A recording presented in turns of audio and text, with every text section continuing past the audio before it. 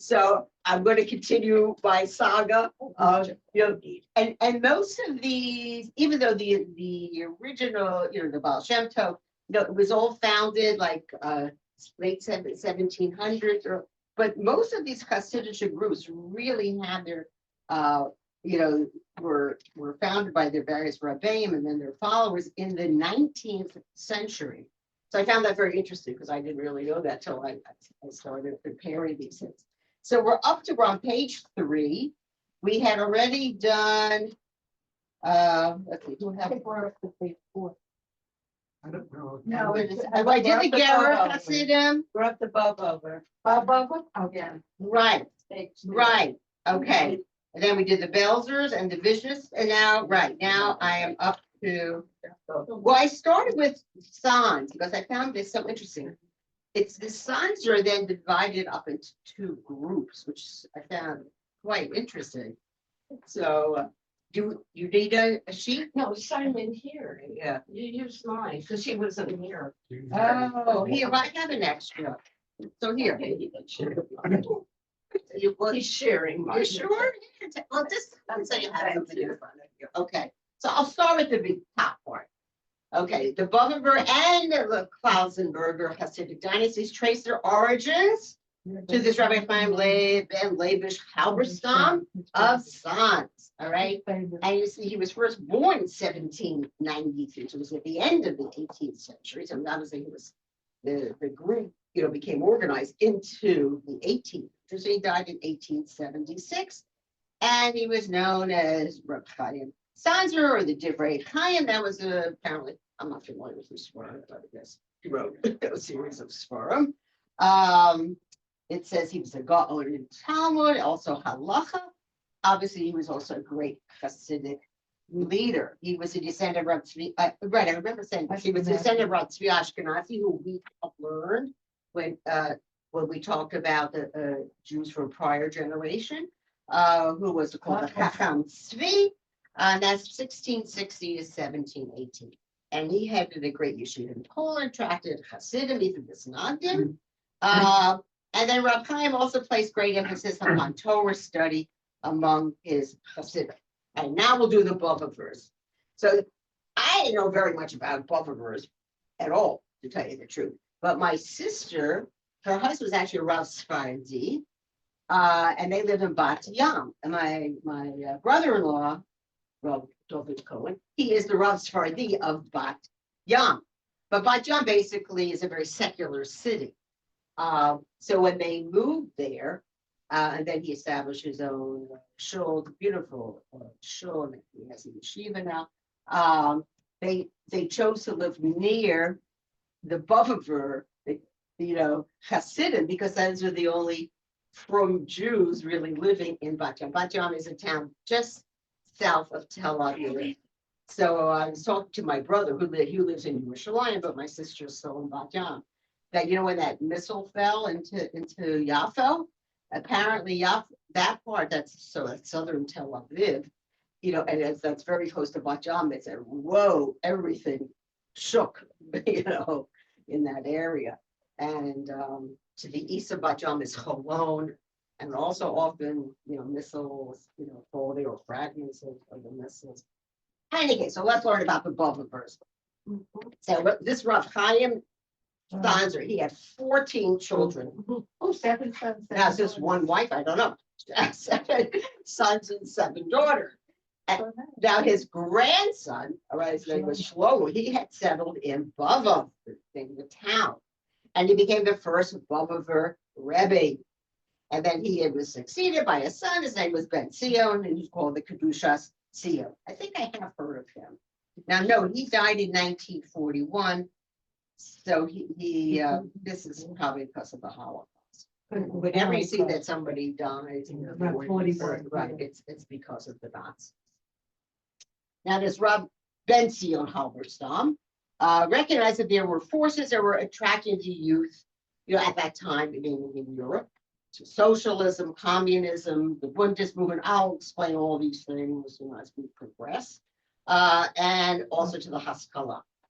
The only true way to counteract these influences was through the establishment of yeshivot and Torah study. And it's really the truth, if you don't have a sound, Jewish background in education, you will, like, I think even some of the kids I went to the day school with, so that ended with 8th grade, and then they went off to public school, and then they go to all kinds of secular colleges. Well, they're not in the least bit observant, because they just remember their things they learned in elementary school. And yeah, you would think, oh, well, their parents, sent them, to the yeshiva katana, but if you don't continue it, because you first become a thinking individual more in your teen years, and that's when you absorb things so much. And if the people they're looking up to again were these,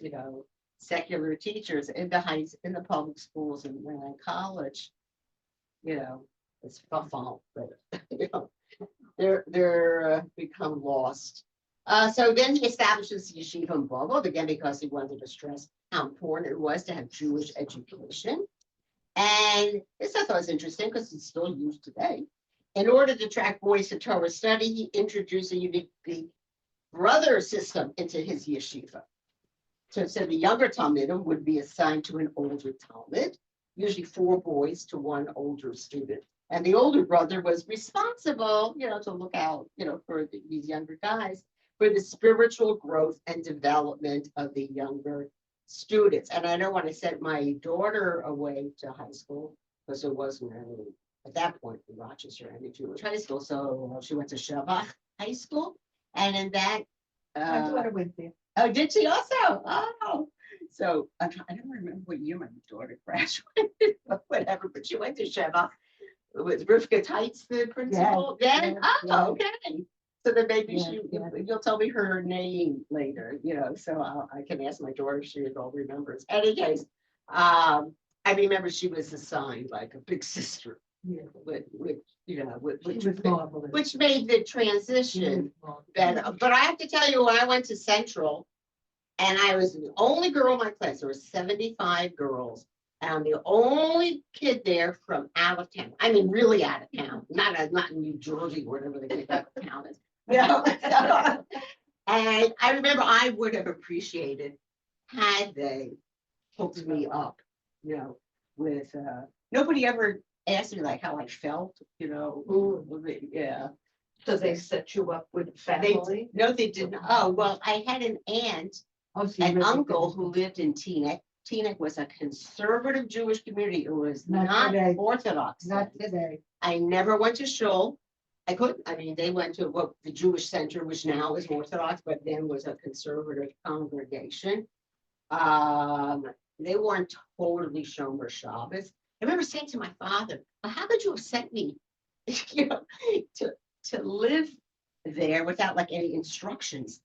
He said, well, I knew you. I knew, I bet, I know what he saw in me as such a young, 12, 13-year-old girl, but whatever. I mean, they were very okay. They were right. And I stuck to my guns. I mean, it didn't even enter my mind that I would go to daven at the conservative congregation.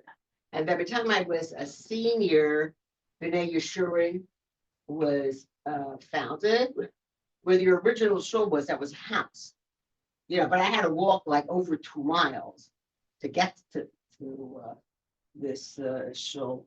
But at least then I could daven, in an Orthodox, congregation. Today So- your daughter went to Bury? No, I sent my daughter to Shabbat because my sister, I have an older sister, she lives in Queens. Shabbat That's is in Queens, around Kew Garden Hill. Because I heard tights. So I But then you think of New Jersey, then you're thinking of Elizabeth. Yeah. But no. Just probably- Rivka Tights Oh, she was a friend of my oldest sister. They went to Brooklyn Central. They knew each other, from there. Okay. Any case, so this was a beautiful thing that was established. This is already how sensitive this Rebbe was, in the 19th century, to know, that when these young boys come, how important it is that they should be, linked up with an older bacher, who could show them the ropes. The yeshiva Bobov grew later to be an entire network of yeshivot. Before the Holocaust, the Bobov network included more than 30 yeshivot throughout Poland. Unfortunately, we know this to be facts. After the Holocaust, was mainly the youth who survived. I mean, like people like us, that's it. To the right. They wouldn't even bother wasting their time with us. His son was Rav Shlomo. He lived from 1907 to the year 2000, and other family members managed to survive. Rav Shlomo was active in the rescue of many Jews. He later established a large Hasidic center in Brooklyn. Are any of you here from Brooklyn? I mean, I don't know where the Brooklyn is. So where in Brooklyn is it? Probably Burr Park. Yeah, it could be. Probably Yeah. Burr. Yeah, not the 5 towns for sure, not. No. First of all, in those days, there weren't so many I people think living it's out Burr. there. And another in Kiryat Bobov. I told you that's where my Yes. sister lived, like across the street from this Kiryat Bobov in Bat Yam, Israel. And there he continued to place a great emphasis upon reaching out to the youth in his community. There are also large Bobov communities in Yerushalayim, and in Bnei Brak, Toronto, and London, with extensive educational facilities and shuls. Upon the Rav Shlomo's death, he was succeeded by his son, Rav Naftali. Well, we're not going to go any more into modern times, but just know they're a very vibrant group. I think the Rebbe used to be in Brooklyn. Yeah, I don't know. I think now maybe the Rebbe is in either he's in this king of Bubba or possibly in Yerushalayim. But he's no longer, to my knowledge, is not based in. I remember my sister describing one time the Rebbe came to this Kiryat Bobov and the big hoo-ha, they all made about it. So now let's learn about the Sanzer Klausenberg dynasty. Now I'm sure you've heard of Kiryat Sanz. It's just north of Netanya. So let's learn about this. Another descendant of Rav Chaim Sanzer was Rabbi Yekutiel Yehuda Halberstam. Oh, it's a big fan. So you hear somebody with the last name of Halberstam. They're obviously related to these Hasidic. They may not be any more Hasidic, but they're derivatives are from this Hasidim. And he came from a town of Klausenberg, which is in Transylvania. But it's Hungary, Romania. That's that area. Rabbi Yehuda miraculously survived the Holocaust, but his wife, I'm sure you've heard of him. There's some very famous stories about this. He's an amazing man. And him and his wife and 11 of his children, all of his children, were killed in the Holocaust. It was really awful. But I mean, he must have been a very spiritually strong man. It says immediately upon his liberation, he started a yeshiva in the DP camps for the survivors, and he called them Shemit Pleta, the surviving family. He subsequently arrived in the U.S., where he established a large Hasidic center in Williamsburg. I always think of Williamsburg like the Satmar Hasidim, but obviously there are others. And this is what to me, how I knew about him, even going back to that 1963 when I made that trip with my parents. He also established a Klausenberger community in Kiryat Sanz in Netanya, Israel. Now I don't know what's like now. I've not been in Netanya for a long time. But it was, outside of Netanya to the north. I remember visiting there with my. There he founded a large as well as very famous this hospital called Ladiano Hospital, and then he remarried and he had many more children. So. Yeah. Now we'll learn about the Munkachers. Okay, have you heard of them? Okay. The Munkacher dynasty. All right, the Munkacher dynasty was established by Rabbi Tzvi Melech Shapiro, and his dates there 1786 to 1801. All right.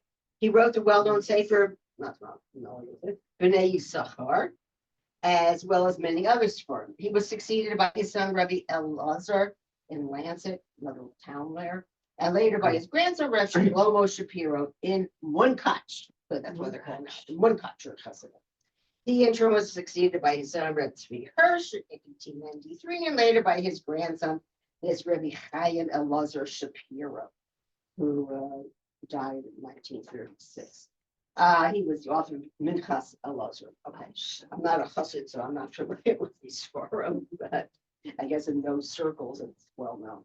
Rabbi Chaim had in his possession, this is interesting, a Sefer Torah, the Baal Shem Tov, which was rescued from the Holocaust and is now has in the Mukacher base medrash in Borough Park, New York. I mean, I actually lived a year in Borough Park, believe it or not, for right after I graduated. That was my first turn, That's it. So that was my first apartment. but it wasn't Borough Park like you think. No, when I lived there, it was mostly Ashkenazim. The Hasidim were just beginning to move into. It was Italian and Jewish. Yes, I was on the border. I was on 55th.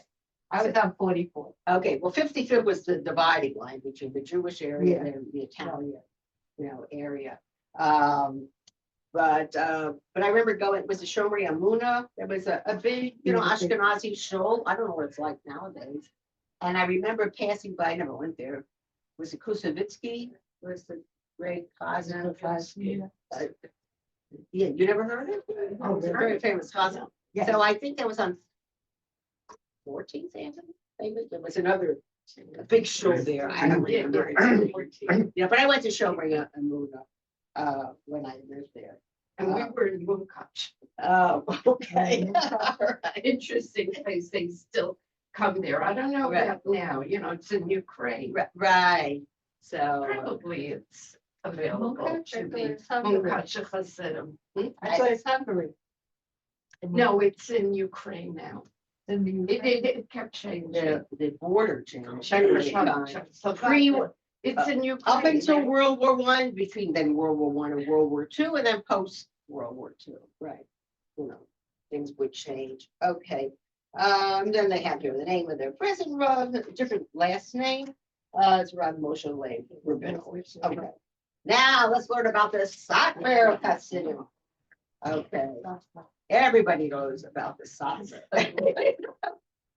The founder of the Satmar Hasidic dynasty was Rabbi Moshe ben Tzvi Teitelbaum. So again, if you know somebody with the last name Teitelbaum, they are most likely related to the Satmars. Okay. And that was in Hungary. All right. And he was 17. Was Saint Marie, like Saint Mary. Oh, Yes, it interesting. was Probably Saint right. Mary.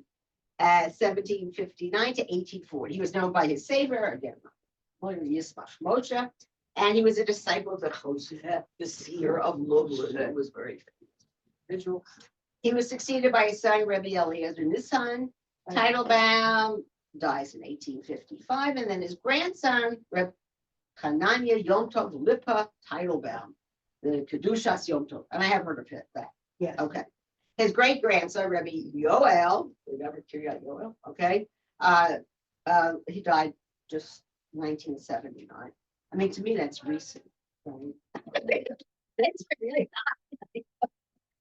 not. Who was a great Torah scholar and was a Holocaust survivor. He was liberated in 1945. And in 1946, he reestablished the Satmar dynasty in Williamsburg, Brooklyn. Under his leadership, the Satmar community grew by leaps and bounds, and today consists of thousands of families. It is the largest Hasidic group in Williamsburg. A large autonomous community was also, or has been established in Monroe, New York. That's Kiryas Yoel. They're far out, whatever. And Rebbe, I know a young woman who is actually a nurse, who works in Kiryas Yoel, and she has to deal very carefully, with the population. They're there because of their ideas, right? Rabbi Yoel was vigorously anti-Zionistic, right? And Torah Carter come from them. Yeah.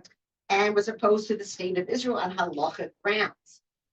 Because their feeling was you should only go back and live there and establish it when the Mashiach Yeah. comes. Okay.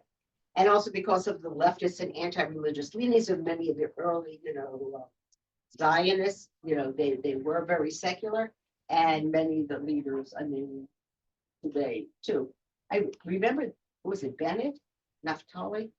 He used to wear this kippah like this. I don't, must have had it glued on, I don't know how it stayed there, it was pretty bald.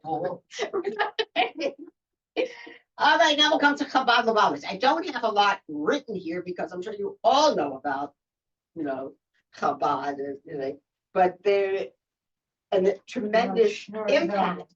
Do any of you know, because I have no recollection, when did the Rebbe come up with the idea of sending these shluchim, all over He really does. America, You Europe, find them South in America, the- I mean, it's incredible, that idea he came up with. Yeah. And then even Brilliant. with his passing and no more, there is no more Rebbe about there of Lubavitch, but his legacy lives on. So there obviously are certain people who are administering everything and, right. And they're getting along, I guess. Yeah, it's incredible. Unbelievable. All right, so the founder of Chabad Lubavitch is Rabbi Shneur Zalman of Ladi, I pronounce it, 1745 to That's the 1813. Okay, he's called the Alter Rebbe. Like the old, was he's the originator. He was the author of the Tanya, which they all study, and the Shulchan Aruch Harav, which are still the guiding lights of Lubavitch. Now, when I first met my husband, God bless him, he was about Shuvanim. He only really became pro when he was a teenager. He'd gone to almost a public school in Rochester. He's a Rochesterian. And then he became very close to the Orthodox of the other shul, not his shul, but the other shul. And then eventually found his way. He went to YU, and he has smicha, reads at YU.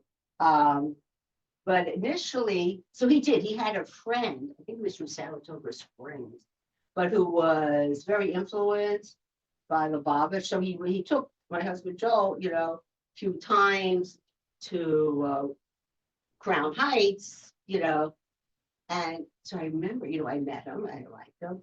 And I started talking to a friend of mine at his mother's house where I met my husband. I said, is he Lubavitch? I mean, I told you I come from this very snobbish family, and that's what I could do was bring home a custard, and she said, no.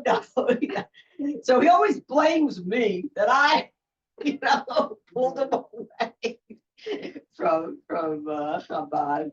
Hey guys, all right. So then his son is called Rav Dov Bear. I've heard of this, I guess, from my husband. It's otherwise, but he probably makes it. And he was called the Mitzvah, which means the middle Rebbe.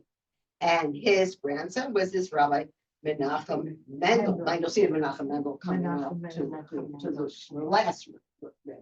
Okay, and he's known as a Tzemach Tzedek. I didn't talk about fourth and fifth. His name was Shmuel. The fifth one was called Dov Bear. Right? The sixth Rebbe was Rabbi Yosef Yitzchak. He lived from 1880 to 1915. He's called the Freer Dicker Rebbe. And he had no sons. So that's why his son-in-law, who was the seventh and the last Rebbe, was Rabbi Menachem Mendel. I don't know how in classes, how they repeat their names over and over. It was having, every. His picture is all over. Menachem Mendel. go, And there's his certain picture. names you'll just hear over. What are the little girls' names? Oh, Mushka. Mushka, you hear that a lot. Yeah. So I think they have to be known, By their last name. yeah, or a middle name, another middle. I don't know. They're It in must be Montecito Cemetery. very. When I go Yes. to visit my parents, I visit. Oh, do you? Well, my daughter has offered And to I'm take so me. glad they built their But- homes Yeah. that they have this, because Yeah. I used to be afraid that they'll close the gate. My mother used to. They built, now you go through their home. Oh, really? They have a lot of Oh. houses I've there. never been there, so, I don't know. It's very in welcoming. Queens, right? Yes, Right where he is. Springfield Garden. So, maybe one time I make it to New York. So, my daughter has offered to take me, but I mean, I'm not gonna go pray there. I mean, it's just. It's very totally nice. They write it to my right. upbringing. And you go to his paper and there's all the letters there. Yeah, They the invite him legal- everywhere. Right. They make you write, think of something to ask for, Yes. if you haven't typed it up beforehand. Because they have tables there and They they have- have you right. Bus trips. Well, I remember once it was the end of my daughter's year in Israel. And then we decided to take a tour. We were going, and up, it was in the Galilee.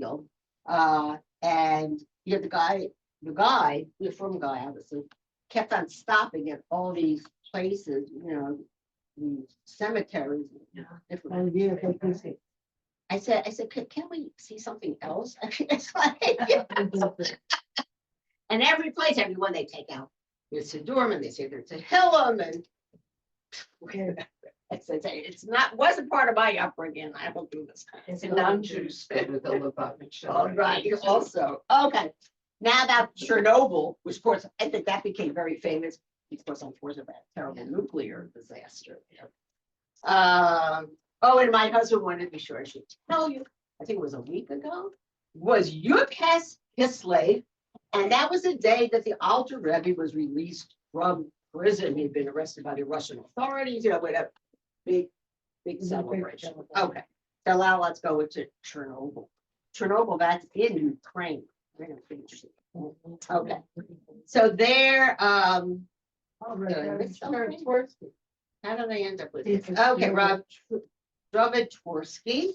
He's called the Kverer Rebbe of the Borough Park, Yeah. and he's a direct descendant of Rabbi Menachem Nachum Tversky. And the Tverskys are a very famous family. Remember that he passed away, but they're very famous psychologist Yeah. from Pittsburgh. He's a descendant, and interestingly, Rabbi Soloveitchik's older daughter, I forget her name, she was married to a Tversky. And I don't think he was Hasidish, that one anymore, but, it's a very well-known family, probably, and if you know somebody with the last name Tversky, they are probably somehow related, right? Wisconsin, So apparently he was they're the very. founder of this Chernobyl dynasty. He was also a Talmud of the Baal Shem Tov and also of his disciple, Rav Dov Be'er, the Maggid of Mezrich. Okay. Rav David's father, Rabbi Yitzchok Tversky, arrived in America in 1923. So, even though we think most of the Hasidim came after World War II, obviously there was a Hasidic presence, around. And shortly after, he established the first Hasidic-based medrash in Borough Park. Okay. In 1941, Rav David succeeded his father as the Kverer Rebbe of Borough Park. Rav David was a phenomenal Baal Chesed, and he also familiarized himself with many medical and surgical procedures. I think the Lubavitcher Rebbe also, that's why people would go to him to consult with him. Oh, Or definitely. people certainly like Rabbi Moshe Feinstein. I mean, Oh, that's definitely. Noggin. They said they became friendly with some of the greatest doctors and surgeons in the world, and thousands of people came to him with all sorts of medical, problems. I mean, I know I've met like the Lubavitchers. I don't really know any of these other He went to Hasidim so much, Sorbonne. but people told me how they was. He went to the Sorbonne. Yeah, but what did he major in? He doesn't want to, is it right? You want to give it to him? It's okay. He'll be all right, okay. I don't know what they all majors, I have to look up. I think we own it at home. A book about the Lubavitch, Rabbi, Oh, they all, Menachem so Mendel he has. Shtayer. all So the it must lines have in there, what he come studied. into them. Yeah. Obviously there are other Hasidic groups, I just highlighted some of them, the ones that perhaps are. Is there a group in Pittsburgh? Because I know where my niece lived. Well, They I were guess they going go to to this Pittsburgh. Rabbi Tversky Oh, probably. is that who it was? Way, probably, yeah. But they're going to Pittsburgh. I said, what? I know, They're yeah. Pittsburgh or Rebbe, they go. Oh, I don't know. I The mean, bus. I'm from The bus Harrisburg, that I so read, I yeah. don't know, which is 4 hours from Pittsburgh. So I don't really know. I think I was there once. Actually, Harrisburg is closer to Philadelphia, only 2 hours away from Philadelphia. Any case, so now, so do you have, there's some sheets in the back, by doing some exercise here. We're gonna- So during this whole, I would say it's the latter half of the 19th century, we start the development of the Haskalah in Eastern Europe. So everybody has this sheet, which I just got out. Okay, nice. That's good. Yeah, okay. So let me, This one has skeleton. This is the one she gave us. now I'm going to start off first with some background history. So Nicholas the First dies in 1855. He was that horrible king who came with the idea of the cantons, all those children cantonists who were up, by the time they were 12 years old to have to serve in the Russian army. And then after they graduated from the canton and after 18 years old, they then had to serve 25 years beyond that in the Russian army. So he's not looked upon fondly, in Jewish history in Russia. And then he came up also with the idea of the schools. I mean, I guess everybody had recognized by that point how important education is in molding the psyche of children. So he's the one who came up with the idea. They first tried, to convince the Jews to send them children to the Russian schools. It was prior generations. That didn't work. Only anybody was willing to send their children because they were really imbued with the Christianity, with the Orthodox Russian religion. So then he said, well, let's set up what we quote Jewish schools.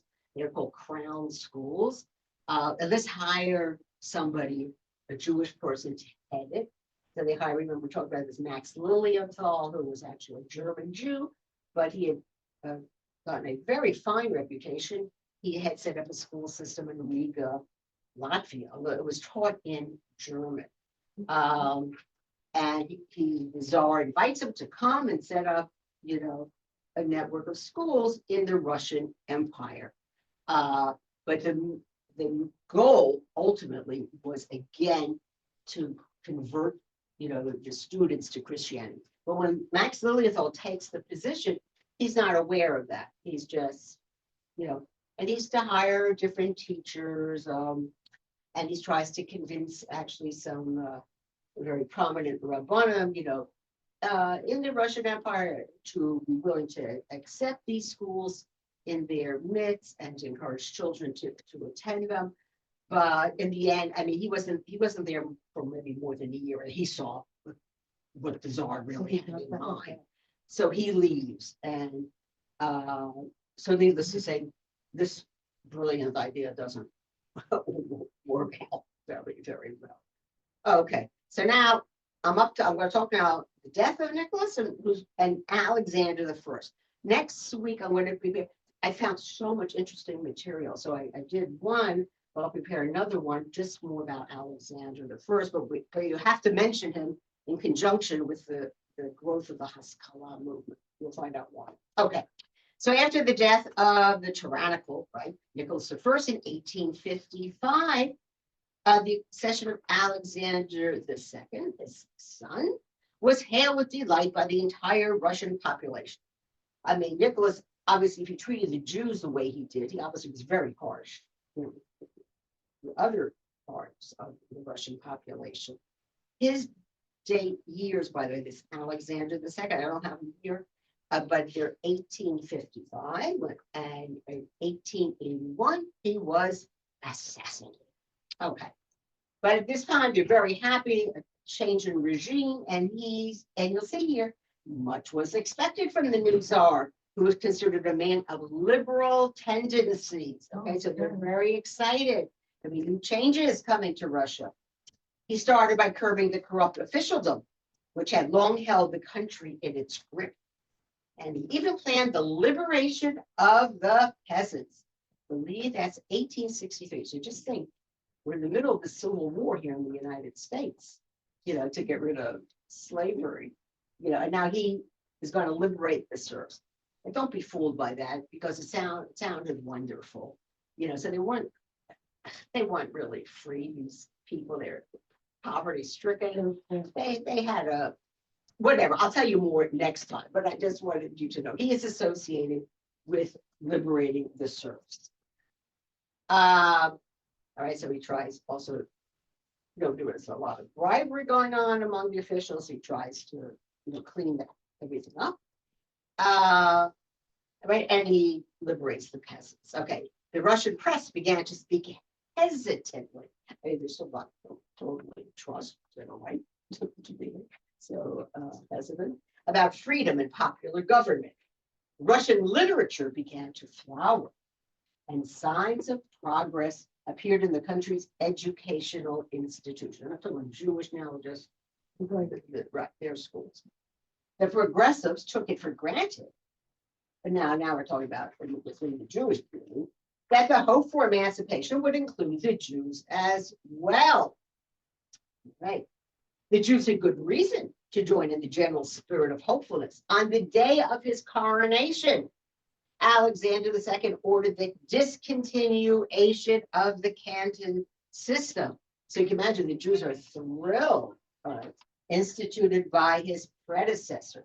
Excuse me, what was the canton? I told you, that's when they took the children at the age of 12 and they lived in special barracks. That's what the name canton comes from. The children who were being held by the military, excepting those who had already converted, right, to Christianity, were baptized, they were sent home. Can you imagine how happy their parents were to see these children, back in their Jewish homes. In addition, discussions were initiated on the subject, right? Discussions on the subject of removing some of the restrictions which hemmed in Jewish life in the Pale of Settlement. Remember, they started with Catherine the Great, then it's going to go through, Alexander the First, and the Pale actually was had certain dimensions to it, but that was shrunk over time. Okay, so now they want to remove a lot of the restrictions. Jews were again permitted to reside in the border provinces. And they thought, I don't know, that we were going to be spies, we're going to, I mean, we had no links with officials to be in the position of being spies. Right? They didn't trust us to live on the borders, and they were barred from living there. But now they're allowed to once again, and the city of Kiev, which also the Jews, starting Nicholas' reign, could not live in Kiev anymore. And now, once again, they can go back there and live in Kiev. In addition, and I'm writing it Kiev as I always think of it. I know it, they spell it differently now for wine. And see how we do it times. Okay. In addition, after prolonged discussion, the government permitted 3 classes of Jews to settle in the interior of the country. Merchants, not for anybody who had means. We're not talking about little schluppy merchants, we're talking about wealthy merchants who carry on a volume of business, enabling them to pay a sufficiently high tax. Okay, so they're welcome to leave the Pale. Okay. Then also graduates of universities. It's interesting because the Jews were not allowed to go to universities. So I don't know, maybe they received their education elsewhere. Whatever, they were allowed, to also go into the interior. When I say the interior, I'm talking about places like Moscow and St. Petersburg. That's where they would have migrated to. And artisans doesn't mean pottery makers, right? But people who had specialized skills, who were recommended by the police of the Pale Settlement as being well behaved. The poverty and the crowding within the Pale was thus to be alleviated, while the interior of Russia would gain from the presence of this new and enterprising population. The Jews, they're not giving up on this idea, were encouraged to enter Russian schools. Now we have another incentive by being offered exemption from military service. Now again, the Cantonists, those cantons were abrogated, but that just meant children from the ages of 12 to 18. But like everybody, young men at the age of 18 were supposed to be conscripted into the army. So now they're giving them, a choice. You don't want your children to go to the army. So then they could be exempted, if you would be, send your children to our Russian schools, right? But look, you had in return for a diploma from a secondary school. So it wasn't enough just to go to the Russian elementary school, but you had to go all the way through your system through high school. By that point, you're going to be really indoctrinated, right? And also with Christian ideas. Additionally, the oath imposed upon the Jews in the Russian law courts was modified by the elimination of its insulting features. And I looked in several sources. I don't exactly know what these insulting features were, but it's at this point in time where even in England, you had to take your oath, on like a Christian Bible, and somebody, it's actually Nathaniel, I think that's his name, or Nathan Rothschild. He had been voted in to be an MP, member of Parliament, and of course he would not take the oath. So they did away with that. You don't. So now you can choose whatever book you want to put your hand on. I remember reading, even here in the U.S., sometimes you take the oath of office. I don't mean necessarily for president, for governor. So somebody, maybe it seems the guy in Pennsylvania. I think he took it on a book of the Rambam's, the Mishnah Torah. That's what he chose. Let's see. All right. I might pause here because let's just do one more chapter, one more paragraph, and then we'll do the rest next week. So Jews of all classes consider these reforms an excellent beginning. Well, it is. I mean, Well, concerning it's better that before. exactly. They look to further expansion of their economic opportunities. Industry within the Pale was somewhat encouraged to expand. All right, this is the place where all those shtetls are. But above all, a number of Jewish capitalists outside the Pale were now unable materially to aid in the development of Russian resources. So I'll give you some names. There was a Samuel, the brother, Samuel Laser Polikoff. I mean, I know the name Polikoff from Baltimore. Greatly extended the railroads of which Russia was in need. Next week, I'll tell you, I'm preparing some other sheets. So you'll see how I mean, we take it for granted that there are railroads, crisscrossing the country, but it wasn't. It was only because of these Jews and the fact that they had their financial capabilities and obviously extra. They were the ones who really expanded the rail system in Russia. And it also Ginsburg, I would say Ginsburg, right? That's how they pronounce it spelled. But then from St. Petersburg expanding the banking business. So it's not just the Rothschild. First of all, they never were in Russia. They were in Western.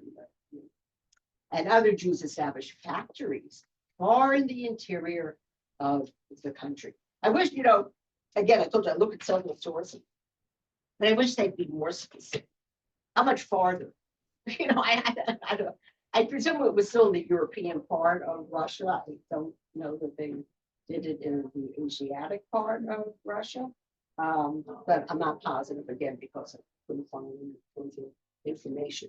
So next week we'll learn more about how some of these very wealthy people were able to aid, in the economic development of Russia, and that's why they were welcome, as you can imagine. They're still remaining Jews. These are not, and they're not forced. They don't have to convert. They can live their lives. Don't forget, you're still Jews, so they're still not so high. Among a very large portion, of the Russian population. In any case, all should be good with you guys. We, Mr. Hashem, we will continue to learn more about Alexander the First. So it's starting off sounding very promising, right? But you'll see Midway. Things are gonna change. 17 at all.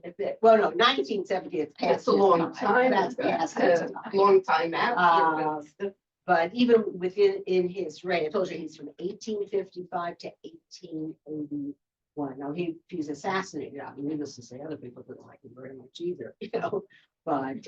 Alexander was popular because there's a lot of Jews named Alexander. That's because of Alexander the Great. Oh, is that it? But I know there's a lot of Jews. That's from Alexander the Great. That's right. A lot of, because you know, he got along very well with the Jews in Israel, and you know, it afforded them a lot more freedom. But after he died, remember he dies as a relatively young man. And then you go into the period of we call the Ptolemies, they were from Egypt, they were so Greek Egyptians. And then you go into the I'll tell you, because we're celebrating Hanukkah now. Yeah, now And it's after fine. 100 years, the Seleucid Greeks, Syrian Greeks, became the rulers of Israel, and then, you know, especially with the emperor we're talking about, really with the Hanukkah story, then and things took a downturn, and he tries to put his own statue up at the Beit HaMikdash, so people should pray to him. So, and He didn't succeed. no. Well, but it took a while. I mean, a lot of people seem to think that the Hanukkah story sort of goes from 168 to 165 BCE. So they think, oh, in 165, you know, we got rid of these Greek Syrians, you know, cleansed the Beit HaMikdash, you know, at first it's a story of the little oil that they found. And then everything was hunky-dory. But they went on fighting. They did not, in Judea, which is then known, did not become independent until 140. So from 165 to 140, they're still fighting for their independence. Only in 140 BCE does Israel, Judea as it's known, you know, become an independent country. And then the big mistake is, you know, there was a fight between two brothers as to who was going to reign. And in the year 63, so one of their brothers foolishly turns to Rome, you know, that they should back. And that's when you start getting the Roman influence, you know, into Israel. So it starts in 63 BCE. And then the destruction of the second Beit HaMikdash was in the year 70 CE. And then, you know, for hundreds of years after that, it's still dominated by the Roman.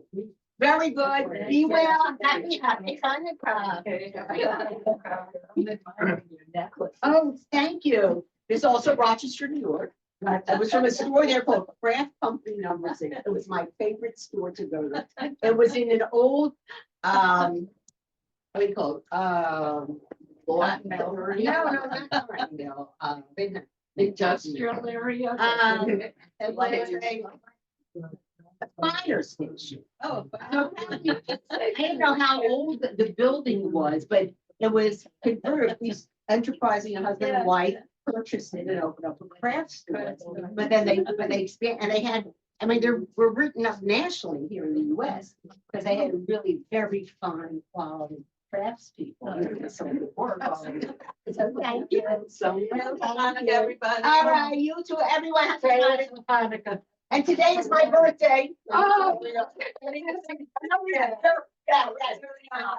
Happy birthday today. Happy Thank you. birthday. See you guys next year. So,